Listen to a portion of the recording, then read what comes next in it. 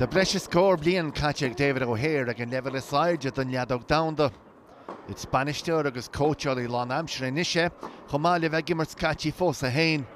Cleachtan seo agus a riinte chud saneolalas le Charlie Barry imleach clia, don na scothimráí ógan na tíre a bhfuil tú le go hain gidiúin an damna haisil sa glufa gairmiúil. For David scoláireacht leadóige chuig Gulscail Memphis a Tennessee nar a dag sé an scail, agus bhfuil sé faoin glufa gairmiúil ag gimmert an clufa dúbailte go príomha agus 8 gríomh déag gairmiúil gróiteige. Agus teis immert de éireann fado I chinnte gur ar a glufa gairmiúil íre sé hain go thomláin.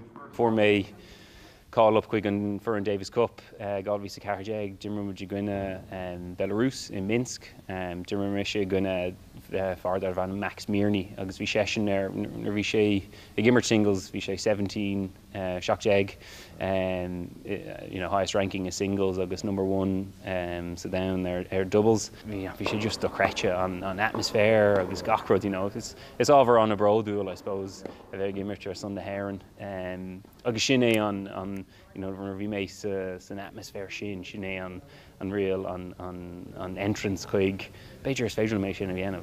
Fici bliain is journey agus ringe sé gas go mór a ríis le hÉireann agus iad a clúibh foran na Harba Sádaí sa Davis Cup rih nolog. David inis an chéas mú riamh greite bhfuil clufií gróiteige de éireann sa gmórtas international úd. Thuimiid amach an sin bhí sé písbeag nervíiseach bhí agam as bhí méid dul amach go raibh das mar rud gur bhui mé an cléthe sin. Bheadh an méid is mó cléthe buaite agam I star leadóige. So yeah, tá mé an the bhród dú las a sin. Imreoir an tSín inis Somália mí meán fómhar.